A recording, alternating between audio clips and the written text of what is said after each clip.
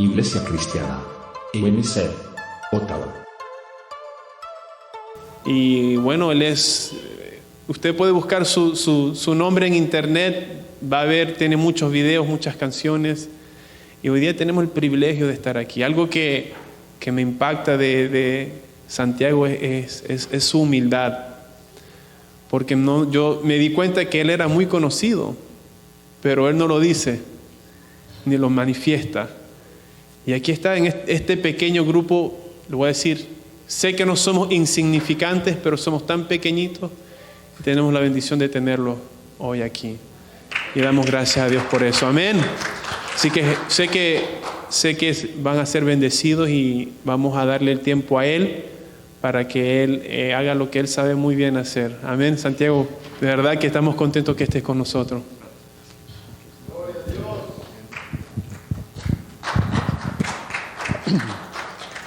Buenos días, hermanos. ¿Cómo están? ¿Bien? Bueno, un gustazo enorme estar por acá. Realmente muy feliz y estaba disfrutando enormemente el tiempo de adoración. Las chicas que nos dirigieron, muchas gracias. Que el Señor las bendiga. Realmente había algo ahí muy especial, ¿no? De parte del Señor.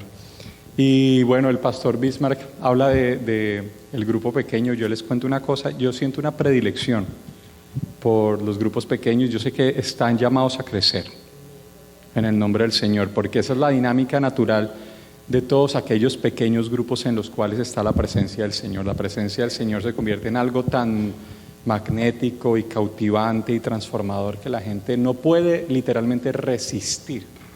Así dice la palabra cuando Pedro habló después de ser lleno del Espíritu Santo. Dice que las personas que lo escuchaban no podían resistir. Y bueno, y de Esteban también dicen eso, ¿no? Que no podían resistir el espíritu con que hablaba. Y asimismo, cuando el Espíritu está presente en una comunidad, sencillamente los seres humanos no podemos resistir. Hay algo en nuestra constitución que nos hace sedientos de la palabra. Y así que, aunque son un grupo pequeño, van a crecer, ¿sí? Pero además, mientras crecen, les digo que qué rico. Porque Jesús mismo le dijo a sus discípulos: no teman mi manada pequeña, que a mi Padre le ha placido daros el reino. Así que bueno, gracias al Señor por eso. Bueno, vamos a compartir hoy la palabra de dos maneras inicialmente.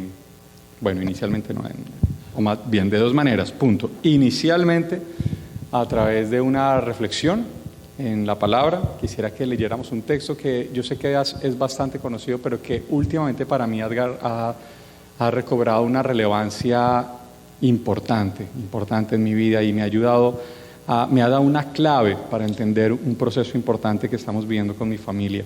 Nosotros estamos acá desde hace 10 meses en Canadá, vivimos en Toronto.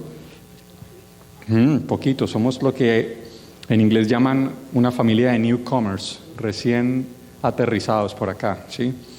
Y eso ha implicado, digamos, muchos procesos espirituales, porque una cosa es el proceso, digamos, logístico, por así decirlo, de establecerse, de saber dónde vamos a vivir, conseguir la licencia para el auto, todo ese tipo de cosas. Otra cosa es el proceso espiritual que se desencadena en uno, ¿no? Y en una familia al salir de su tierra y su parentela, como Dios le dijo a Abraham, ¿cierto? Y créanme que teniendo la experiencia de ser migrante, entendí un poquito más por qué el Señor le dijo eso a Abraham y por qué las migraciones a lo largo de toda la historia han sido parte fundamental de los procesos de avivamiento en la historia. ¿Sabían eso? A lo largo de toda la historia, las migraciones han sido un agente de avivamiento. Así que no se sorprendan, hermanos, si ustedes están acá y su simple presencia es la clave para el avivamiento, por ejemplo, de otros hermanos que se reúnen aquí en este mismo lugar. Amén. ¿Lo creen? Sí. Y yo quisiera pedir, Nata, ¿tú estabas tocando el teclado o era Juliana? Julie, ¿tú me puedes tocar un poquito algunas notas? Últimamente como que siento que me ayuda a escuchar algunas notas para estar ahí en conexión con el sensible ahí a la voz del Señor. Bueno, entonces en primer lugar vamos a tener alguna reflexión así como en la palabra. Después de la reflexión en la palabra como tal, vamos a tener algunas canciones que también van a ser una forma de predicación. ¿Listo? ahí como mezclando un poquito las dos cosas. Bueno, el texto al que les voy a pedir que vayamos, hermanos, es el Evangelio de Juan, capítulo 2, un texto muy conocido, como ya les mencioné. 2, es el texto de las bodas de Caná. He pensado muchas cosas últimamente a propósito de ese texto que he leído, que yo sé que ustedes ya conocen, pero últimamente lo he leído en clave de una transformación familiar que estamos viviendo y que creo que también puede ser un mensaje para ustedes, hermanos queridos. Entonces voy a pedirles que leamos, antes de leer la palabra del Señor. Imagínense que en esos días estaba yo hablando con un amigo muy querido, el pastor Jorge Atiencia. De pronto alguien lo ha escuchado nombrar, que es un hermano que ya es una persona aproximándose a los 65, quizás un poco más, años de edad, y ha dedicado su vida entera a estudiar la palabra, toda su vida, y ha tenido el privilegio, porque imagínense qué privilegio, dedicarse completamente a eso. O sea, tuvo la disposición del Señor el Señor le proveyó los recursos para sostener su vocación. No es una persona rica para nada, pero de alguna manera hubo hermanos que soportaron esa vocación, que entendieron que eso era un llamado, y este hombre se dedica exclusivamente a buscar al Señor en la palabra. Y él me dice: Santiago, en esos días tuvimos el privilegio con mi esposa de almorzar con él y su esposa, y él me decía: Santiago, a mis casi 70 años estoy llegando a un punto en el que antes de leer la Biblia lo primero que hago es abro la Biblia y le pido a Dios permiso para entrar en tierra sagrada. Mira solamente esa noción. Hablamos muchas más cosas en ese almuerzo, pero yo me acuerdo de eso, y eso me bendijo porque me hizo acordar de cuántas veces yo abro la Biblia y entro con las botas embarradas, ¿cierto? Sin darme cuenta que estoy en terreno sagrado. El Señor le dijo a Moisés frente a la zarza: descálzate, porque el terreno en el que estás es santo. Así que muy, muy bonita la costumbre que hay en Canadá de descalzarse antes de entrar en las casas.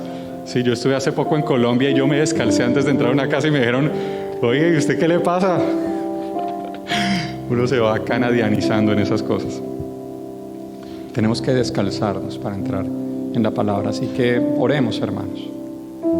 Señor, gracias por tu palabra santa, Señor, tu palabra por la cual cientos de miles de personas a lo largo de la historia han dado su sangre, Señor, han dado su vida, Señor. En ese momento hay misioneros que renunciaron a sus sueños, que renunciaron a los placeres y las oportunidades y las riquezas del mundo para dedicarse a estar entre una tribu apartada con tal de que estas personas conozcan tu palabra, Señor.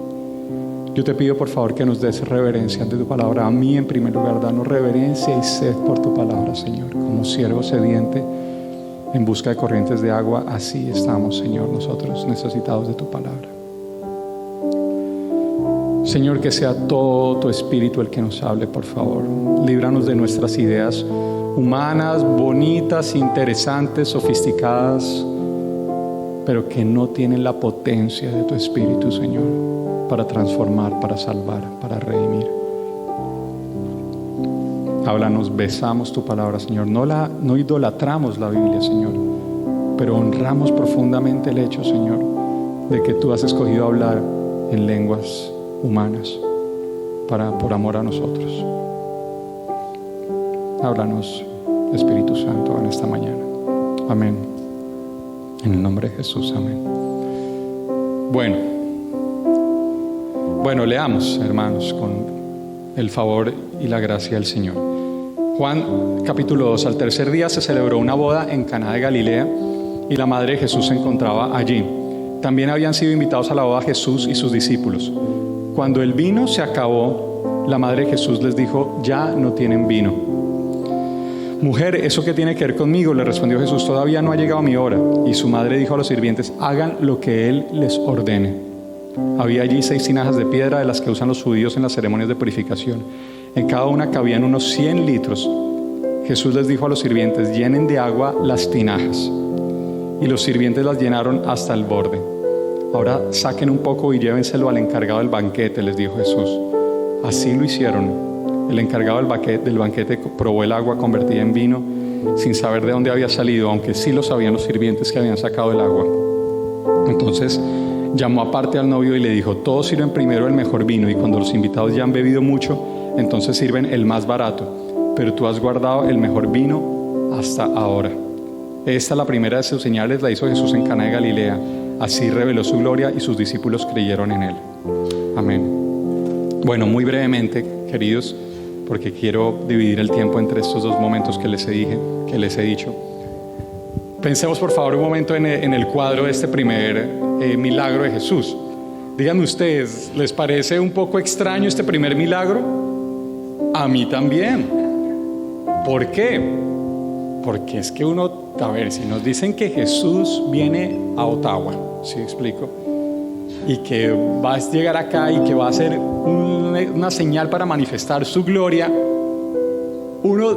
les pregunto, uno se imaginaría que la señal va a ser ir a una fiesta de matrimonio en la cual esta digamos era una fiesta donde había baile seguramente y vino, no quizás de una manera vulgar como ha llegado a ocurrir en esta época, pero una celebración de una boda, ¿cierto? Y no nos imaginaríamos quizás que el Hijo de Dios escoge como escenario de su manifestación ¿qué? Una fiesta. Y además, para hacer la cosa aún más digamos en contravía a nuestras presuposiciones religiosas, escoge hacerlo a través del elemento que está animando esa fiesta, que es ¿cuál? El vino, pues. Entonces uno tendría, yo a veces digo, Señor, uno tendría derecho a esperar, entre comillas, perdonen que lo diga así, un milagrito más espiritual, Señor. Por favor, ese milagro está como muy, yo no sé, muy rumbero, yo no sé, como poco espiritual, ¿cierto? Pero es tremendo lo que está ocurriendo acá. Y aquí hay algunos principios que creo que el Señor quiere mencionar, quiere manifestarnos. Además dice que este fue la primera de sus señales y a través de eso manifestó su gloria y los discípulos creyeron en él. Es decir, ¿cómo escogió Jesús? ¿Cómo escogió el Hijo de Dios manifestar su gloria? Yendo a una boda y dándoles más vino. Eso de por sí ya es, digamos, significativo. No fue cualquier milagro, fue el milagro que escogió para manifestar su gloria. Así que, queridos y queridas, lo que el Señor hace en nuestras vidas es venir a poner, o sea, el símbolo de lo que el Señor quiere hacer en nuestras vidas y en la historia es que más vino. Y uno dice, bueno, ¿qué significa eso? ¿Qué significa eso? Aquí hay varias cosas que quiero mencionar muy brevemente, muy rápidamente. Lo primero es que esta fue una fiesta en la que se acabó el vino. Y ahí hay toda una identificación con las experiencias humanas que creemos que van a ser muy importantes, muy significativas, pero en algún momento se acaba el vino. Esta es una experiencia que afecta el matrimonio, cuando el vino se acabó. Esta es una experiencia que afecta el ministerio. Pero llega un momento en que el vino se acabó. Esta es una experiencia que afecta la creación artística, los que aquí son artistas. Yo me he dedicado a hacer canciones y también llega un momento en que el vino se acaba. Esta es una experiencia que afecta el emprendimiento. ¿Cuántos aquí han montado un negocio y arrancan con todas las fuerzas y en algún momento el vino sencillamente se acabó? Sí, esta es una experiencia que describe muy hondamente lo que vivimos los seres humanos en cada uno de nuestros aspectos. Entonces esta es una palabra para los que hemos estado en una fiesta, hemos experimentado esa fiesta, pero el vino que habíamos hecho nosotros se acabó, ¿cierto? Aquí hay varias cosas también que quisiera mencionar. El Señor, vamos a ir poco a poco.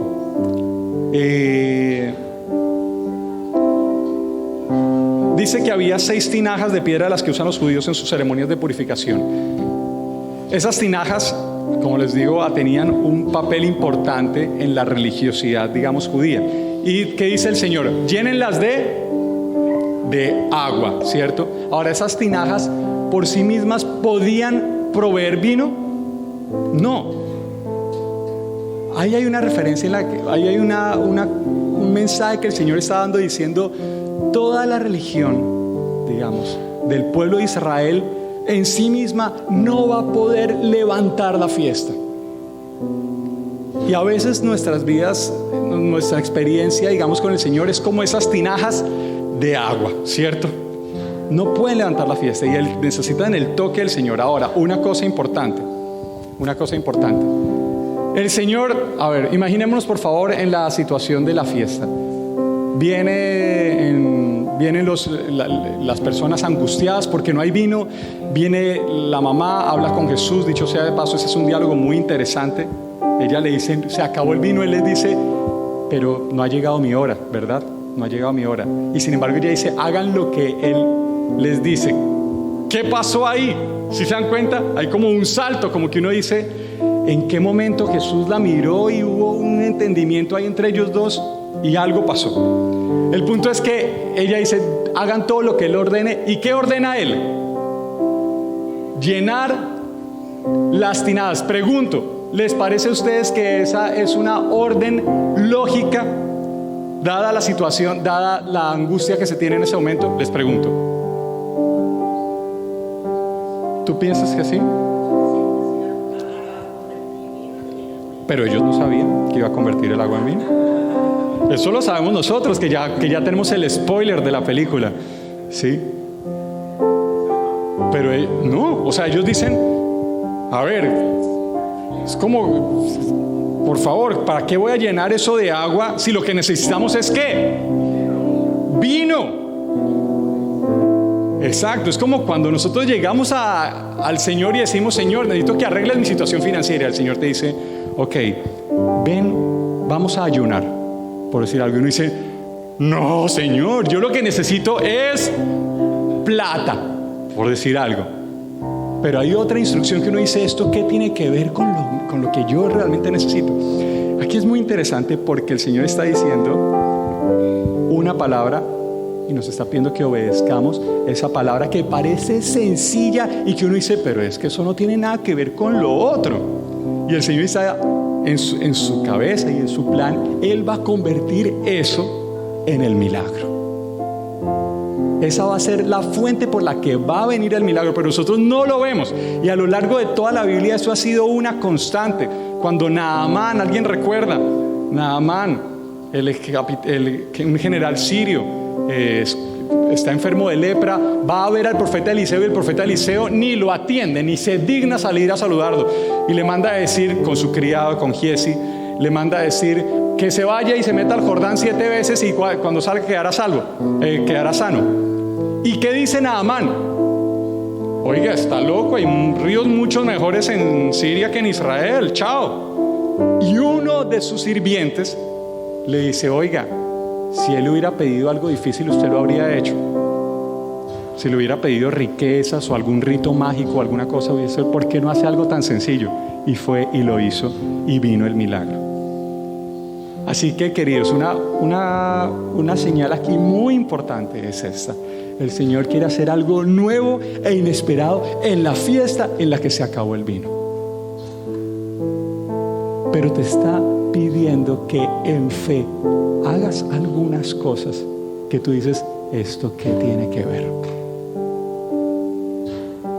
¿Esto qué tiene que ver? Y son cosas sencillas. Por ejemplo, ¿saben qué, hermanos? Vamos a orar. ¿Saben qué, hermanos? Vamos a ayunar. Yo vengo de una nación muy quebrada, sí, yo soy colombiano. Yo sé que aquí hay otros que también son de Colombia, pero todas nuestras naciones latinoamericanas y Canadá también, y todo el mundo está necesitando la presencia del Señor. Y yo estoy orando por la sanidad de mi tierra, yo estoy orando por la sanidad de Colombia. Y yo siento que el Señor me dice, ¿qué es la sanidad de Colombia? Y uno se imaginaría que el Señor lo que haría es, no sé, aparecerse los que sean colombianos allá en el Cerro de Monserrate en Bogotá, ¿sí? Y entonces todo el mundo diría, oh, el Señor ahora sí cambió Colombia y cambió El Salvador. Y ahí sí, ¿sí me explico? Pero ¿qué tal que el Señor está diciendo, ok, llenen las tinajas de agua? Algo muy sencillo, oren, ayunen, humíllense.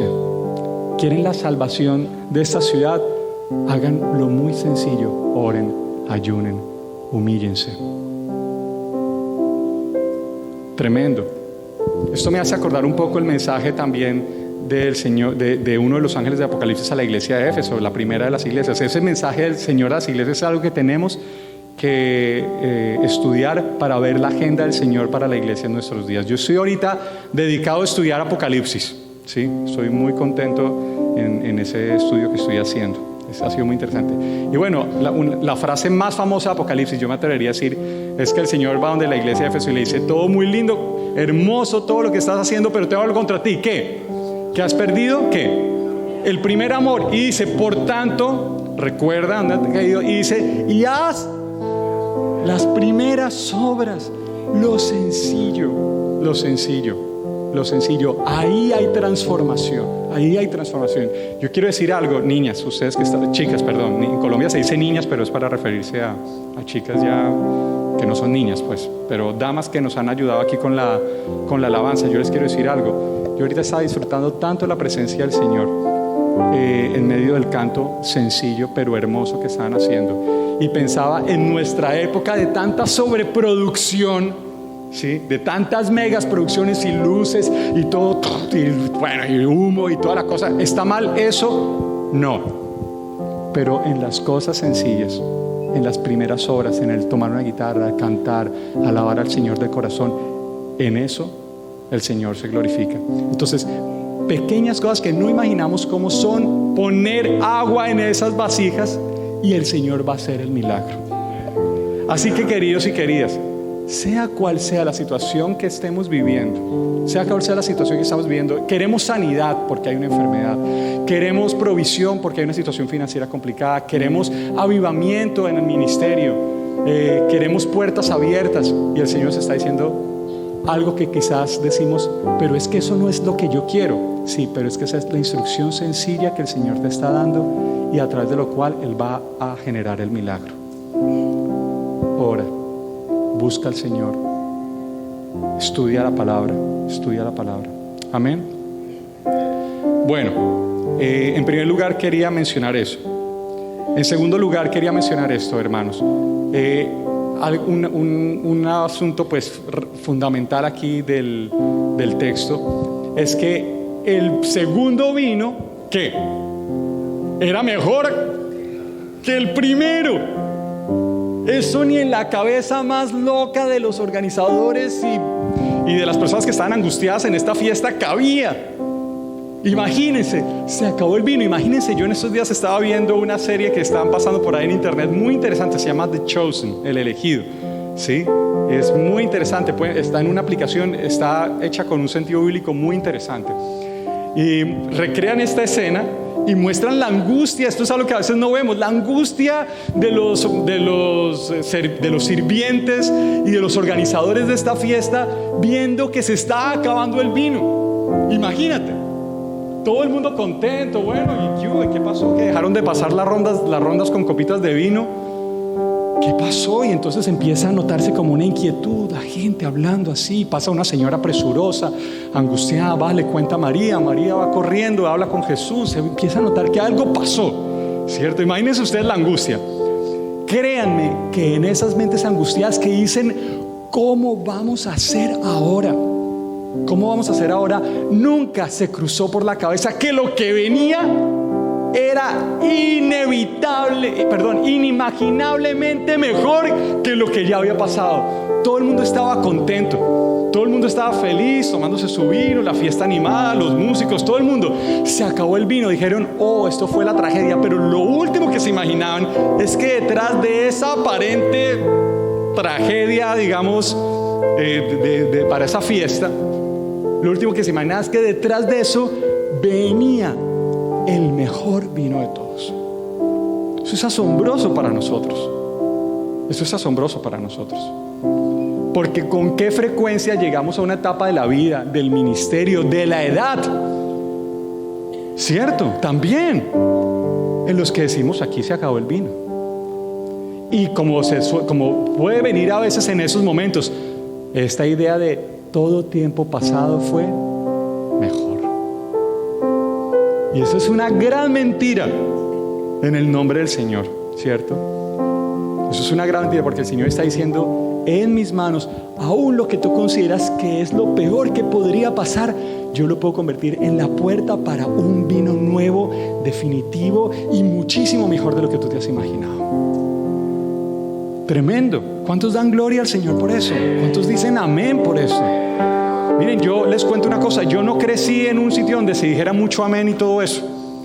La iglesia donde yo crecí, muy linda, hermosa, la amo, la bendigo, y hasta el día de hoy soy parte de esta iglesia. Somos parte de misioneros, que esta iglesia en su bondad pues nos sigue apoyando, ora por nosotros, toda la cosa. Los amo, los bendigo. Pero en mi iglesia, por ejemplo, decir amén estaba casi prohibido, porque era una iglesia como enfocada, totalmente enfocada en alcanzar personas nuevas. Entonces decían: no, pues si llega un nuevo y dicen amén, todo el mundo va a decir: uy, ¿qué es eso tan raro? ¿Sí?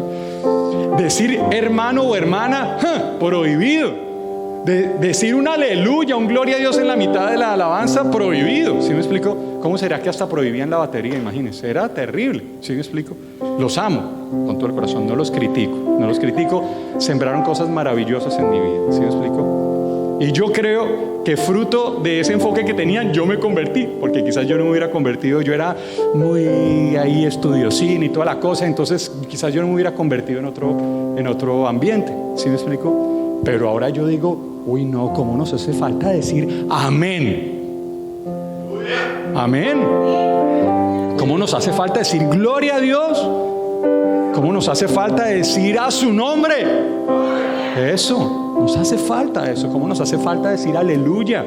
Aleluya es una expresión del Señor, eres soberano. ¿Cómo nos hace falta experimentar toda esa dimensión de la vida cristiana, decirnos hermano y hermana? Eso es una maravilla, ¿cierto? Entonces, nuevamente, ese pequeño paréntesis para decir: ¿cuántos dicen amén a esto? ¿Cuántos dicen gloria al Señor? Porque el segundo vino es mejor que el primero, así humanamente hablando parezca que todo se terminó. Job llega a decir: yo sé que mi Redentor vive, ¿sí? Y aun si desfallezco, yo sé que mis ojos lo verán. Y esa es una palabra para muchos de nosotros. Podemos estar en medio de una prueba y el Señor te dice: el segundo vino es mejor que el primero. Y tú puedes decir con Job: yo sé que el Señor vive, que el Señor es fiel. Y aún si llegara a desfallecer, me impresiona esa frase de Job. Aún si llego a morir en esto, yo sé que mis ojos lo verán. Señor, gracias por tu palabra, Señor. Bueno, más cosas que quisiera contarles sobre esto. En el mundo se ha dicho frecuentemente que cuando uno llega a conocer al Señor, uno se volvió aguafiestas. ¿No les han dicho alguna vez? Ay, usted antes bailaba y ahora ya no baila. Ay, qué aguafiestas. Antes tomaba y ahora ya no toma. Qué aguafiestas, ¿cierto? Ya no lo invitan a uno. Sí, ¿para qué invitamos al pastor Bismarck si no podemos contar chistes de doble sentido delante de él, ¿no? Y esos son los chistes buenos. Santi y Juancho, no time for that. Por favor, tienen que estar poniendo atención acá, mis hijitos. Bueno, allá les presento a mi hijito hermoso y a su amiguito, el Juancho. Bueno, y parte de lo que tenemos que hacer con nuestras generaciones es justamente animarlos, hermanos. Tenemos que animar a nuestros hijos a que la palabra del Señor es importantísima, ¿cierto? Y bueno, obviamente tenemos que hacer un esfuerzo por predicarla de tal manera que ellos la escuchen con agrado. Sí, por favor.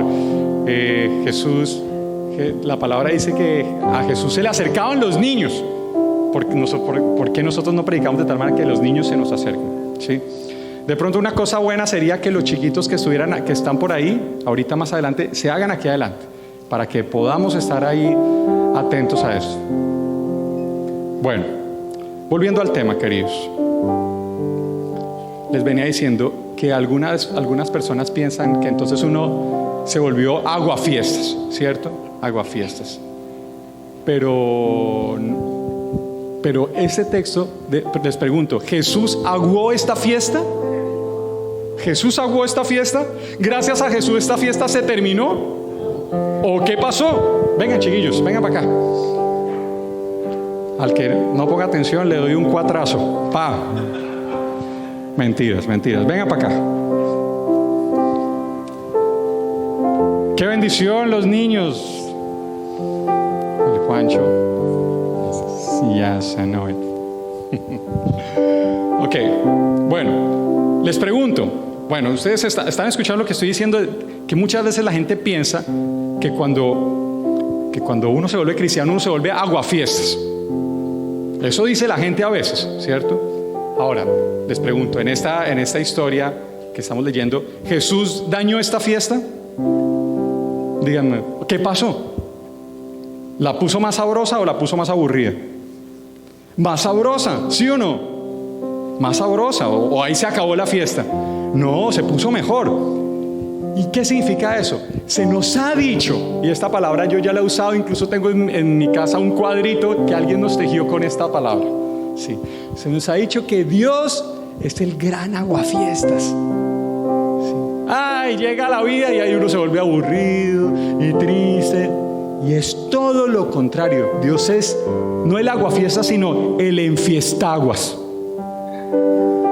El enfiestaguas. Él quiere agarrar lo que está medio aburrido, lo que está ya medio tristón, y convertirlo en algo maravilloso. Maravilloso. Y yo pienso, y sobre todo estoy tan feliz de que estos niños me están escuchando acá. Hablamos mucho con Santi, con mi hija María también sobre eso. Yo pienso, por ejemplo, en la sexualidad. Hay gente que dice, uy, no, ser cristiano no, qué pereza. Entonces si uno se vuelve cristiano, uno no va a disfrutar la sexualidad. Queridos, ¿saben qué? Es todo lo contrario. Es todo lo contrario. ¿Queremos disfrutar una sexualidad completamente? Entonces hagámoslo a la manera del Señor. Invitemos al Señor a nuestra sexualidad. Y ahí el Señor va a enfiestar el agua. Mira qué tremendo esto. Leí en estos días una estadística sobre esta generación, que es la que más liberalidad ha tenido en el campo de la sexualidad, más acceso a la pornografía, más acceso a toda e inimaginable clase de combinaciones, ¿sí? Está siendo una de las generaciones que menos interés tiene en crear una familia. Eso está siendo una de las generaciones que menos interés tiene en tener incluso relaciones sexuales reales. ¿Por qué? Porque la pornografía está supliendo, entre comillas, eso. ¿Saben qué? Todas esas cosas son aguas, y Dios quiere agarrar esas aguas y convertirlas en vino de verdad. En vino de verdad. El baile. Hoy en día, digamos, yo no estoy en contra de ningún estilo musical, por favor. Yo creo que todas las cosas pueden ser usadas para la gloria del Señor. Pero hoy en día hay baile, hay un estilo de música, y ya van a saber cuando diga el estilo del baile cómo se llama. Pero yo no estoy en contra del estilo de música como tal, pero hay un estilo de música que ha producido un tipo de baile al que ahora se le llama perreo. ¿Han oído hablar del perreo? ¿No? Bueno, es que afortunadamente eso no tiene traducción, yo creo, ¿sí? Perreo es como un tipo de baile que yo no sé perrear, lamentablemente no les puedo mostrar cómo. Pero les pregunto, ¿en qué momento la danza, la expresión de la corporeidad, toda la posibilidad de mover y de expresar con los movimientos gozo, adoración, alegría, ritmo, maravilla, se convirtió en perreo? Hay algo ahí que se acabó, que se volvió agua, y el Señor quiere convertir el perreo en danza.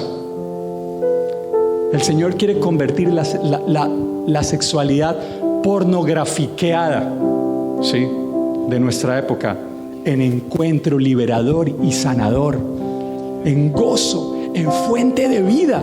Así que la iglesia no te está diciendo guarda tu sexualidad para el matrimonio porque sean aguafiestas. No, porque al contrario, quieren que vivas la fiesta.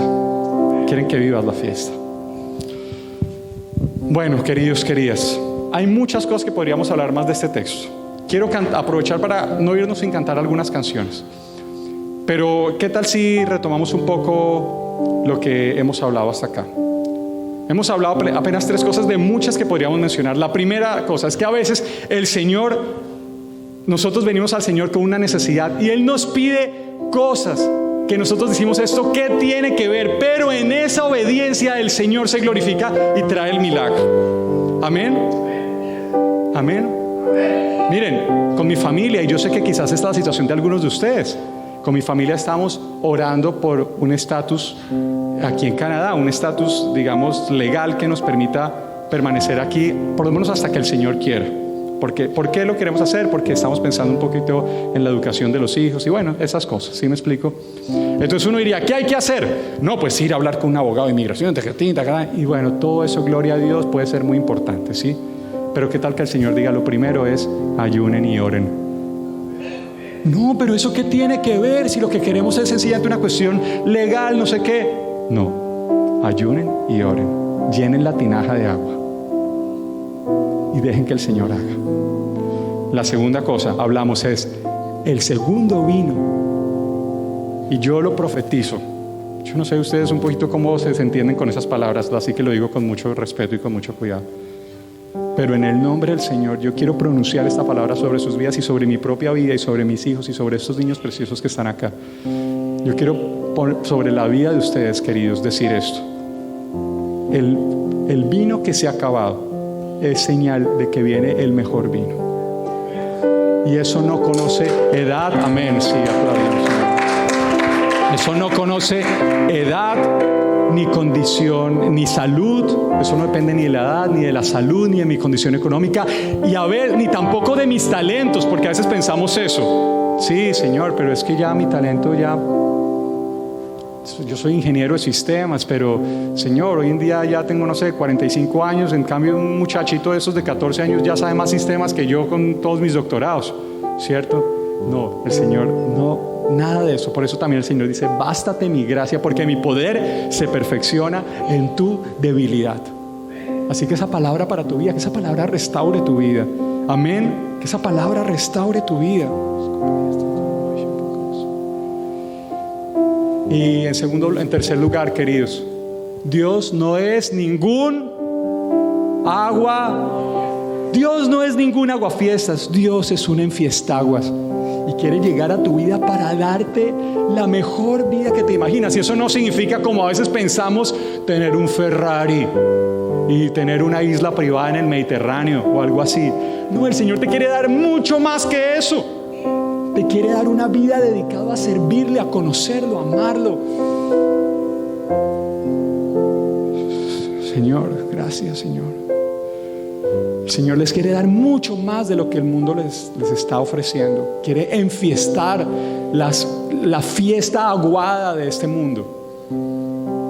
En Apocalipsis 18 dice algo tremendo. Está hablando sobre Babilonia. Babilonia representa el sistema, representa las grandes potencias del mundo. Las grandes potencias no solamente en el sentido político, sino las fortalezas, la fortaleza económica. Este mundo es de los poderíos económicos mundanos tremendos. Y en torno a todo eso dice el Señor que en todo eso hay una guarida de demonios. Y les dice al pueblo de Dios, le dice: no beban su vino, apártense de esto, para que no participen de su destrucción. Así que, queridos, estos niños preciosos que están acá y a todos nosotros, el Señor nos dice: tengo planes muchísimo mejor para ustedes. No se encarreten con el vino de Babilonia, no se emborrachen con el vino de Babilonia. Para ustedes tengo planes preciosos que van mucho más allá de lo que este mundo cortoplacista, totalmente materialista les está diciendo. Oh Señor, gracias, Señor. Oramos, Señor, te agradecemos. Bendita sea tu palabra, Señor, por favor. Sentimos el fuego de tu Espíritu, Señor, que nos está hablando, Señor, que nos está trayendo esperanza y tantas cosas más que podríamos decir sobre este texto, Señor. Tantas cosas más que podríamos decir sobre este texto, Señor, pero por lo pronto nos estás diciendo, Padre, y gracias por eso, que quieres que hagamos aquellas cosas que sabemos que tenemos que hacer, así parezcan aburridas, así parezcan que eso es lo mismo de siempre, así parezca que eso no tiene nada que ver.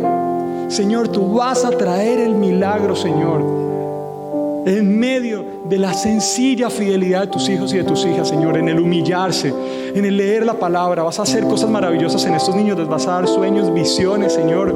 Vas a traer, Señor, planes maravillosos de servicio, de proclamación de tu palabra, Señor, de manifestación de tu gloria, Señor, a través de ellos, Señor.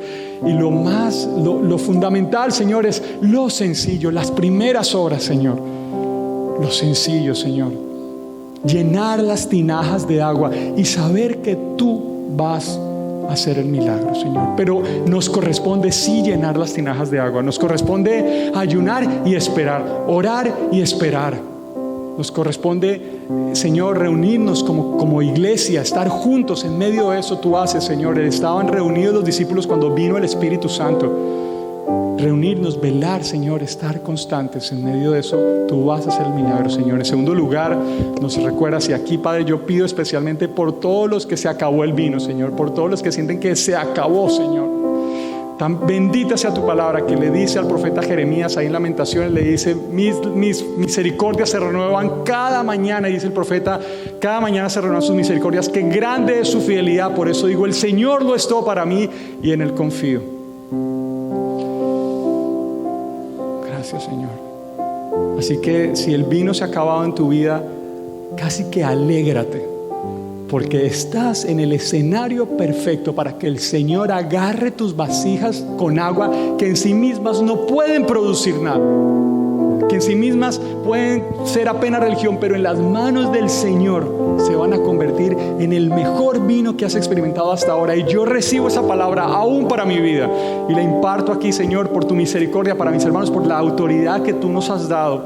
Tú dijiste que todo lo que decimos en tu nombre, Señor, lo que atamos o desatamos en tu nombre, queda atado y desatado en los cielos. Y en el nombre de Jesús, Señor, yo, instrumento tan imperfecto, pero confiando en tu palabra y movido por la fe, yo desato, Señor, esta palabra para mis hermanos y hermanas, Señor. Que el vino, Señor, que viene es mejor que el vino que se acabó, Señor. Que el vino que se acabó. Te bendecimos. En tercer lugar, Señor, te bendecimos y te damos gracias porque tú quieres enfiestar el agua, porque tú quieres agarrar lo que se aguó y convertirlo en vino, en fiesta, en gozo, en alegría, en fuego, Señor. Y aquí estoy yo diciéndote: tengo una vida, Señor, que se aguó por muchas cosas, por decisiones equivocadas, por ser llevado a mis propios pensamientos, Señor, por tantas cosas, por mi propia tibieza espiritual, por no buscar tu palabra, Señor. La vida se aguó, pero estoy aquí diciéndote: por favor, enfiéstame. Por favor, Señor, tú puedes traer un avivamiento, Señor. Señor, bendecimos la iglesia. Te bendecimos, Señor, te bendecimos. Oh, Señor, muchas gracias.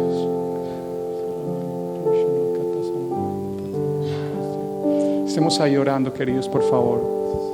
No sé, chicas, si nos pueden dirigir, por favor, en una canción de adoración, pero vamos a estar adorando al Señor, porque no sellamos la palabra solamente diciendo: ah, qué lindo, qué bonito esto, sí, yo necesito esto. No, la manera en que nosotros agarramos la palabra y la interiorizamos y la apropiamos en nuestra vida es en adoración. Así que la música es un instrumento de adoración tan importante. Diríjanos, hermanas, por favor.